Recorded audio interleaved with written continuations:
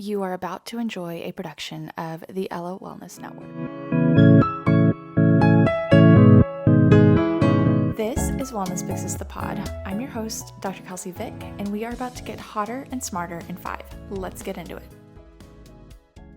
Let's run it back, same as last week's Hotter and Smarter in 5 episode, where we answer the question, how do I know if I'm pushing myself enough and working out hard enough when it comes to strength training for this week? Last week we covered cardio. This week we're going to dive into strength training. So let's get hotter and smarter in 5 as we talk about it. So if you missed last week's Hotter and Smarter in 5 episode, we covered some super objective sciencey ways to tell whether or not you are working out at an intensity that is going to provide the cardiovascular physiological benefits that you want to see. So I said the same disclaimer last week. I'll say it again this week. Exercise should be fun. If making it this sciencey doesn't make it fun for you, then completely disregard this episode. But I have been told that learning the deeper why, the science behind it, objective ways to track, helps people in reaching some of the goals that they have, not only for now, but also for their 60s, 70s, 80s, 90s, right? So we want to build up our bodies now in our 20s, 30s, and beyond in order to help our bodies when they are aging, and it's a little bit harder to build muscle, build bone mineral density, help our heart muscle in the ways that we want. So that's what these episodes are for. So if it's too sciencey for you, if it gets a little bit too in the weeds and you don't like to be that objective with your exercise, then that is totally okay. This episode's built for those of us who really enjoy tracking and really enjoy those objective goals, setting those numerical goals for ourselves when it comes to our training and our workouts. But again, for me, there's plenty of other reasons I work out, mental health benefits. I feel like I show up as my best self throughout the day. So if those are your primary goals for working out right now, that is totally okay too, and that is great. This is more for if you have a purpose behind your workout of, okay, this workout, my goal is to build my body up now to protect my future self later, or build my body up now in order to reach those body composition and aesthetic goals that I have for myself. This is more the episode for that, so that you can have a more objective measurement behind the purpose for the workout, whether it's cardio that we covered last week or whether it's strength training that we'll cover today. So how much strength training is enough and how do I measure it? Unlike last week where we covered cardio and just different objective measures for heart rate and different ways to track, this one can get a little bit more flexible when it comes to telling if we are working out hard enough. So we have a few rules to keep in mind.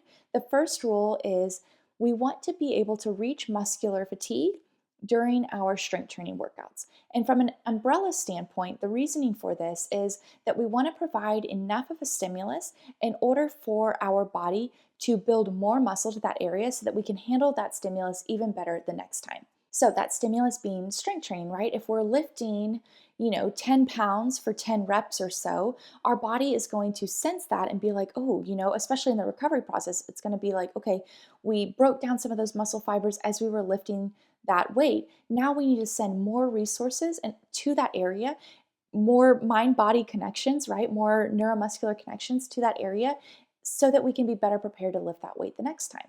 And so that stimulus and subsequent rebuilding is what helps us to build muscle mass, build bone mineral density, and again, help us reach whatever longevity goals, body composition goals, whatever goals we have for ourselves. I can't move on to the second point without saying this though. Muscle fatigue has to occur before form breakdown.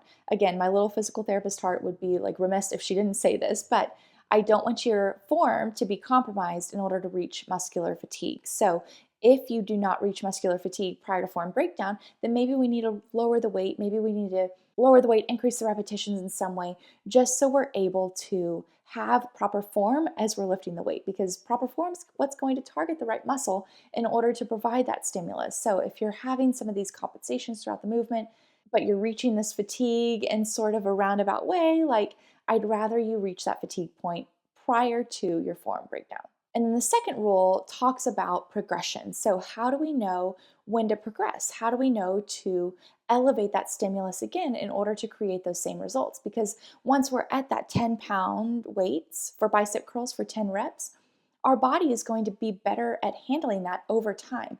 And so we're going to have to keep progressing that stimulus in order to create the changes that we want within our muscle tissue. So the 10% rule says if you're lifting, let's say 10 pounds for 10 reps for bicep curls, If your body is not sore, starts to become not sore after that workout, then that next week, that next session, you can raise the intensity by 10%.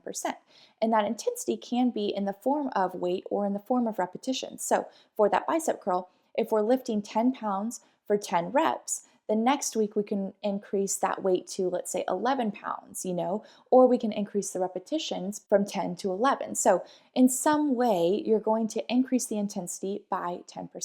And I know this is where it gets a little flexible because I don't know many gyms that have 11-pound weights, right? It usually goes from like 10 to maybe 12 to maybe 15. So this is where you might increase that 15 pounds and decrease the reps a little bit until you reach that fatigue point, again, prior to that form breakdown. But that's where it gets a little bit flexible. But as long as you're making sure your body's recovering after, not having any sort of that soreness, and then increasing by 10% that next week so that you're still providing that good stimulus for that change to occur. So for women, the same as cardio, if you listen to last week's Hotter and Smarter in 5 episode, it's important for us to know which phase of our menstrual cycle we're in.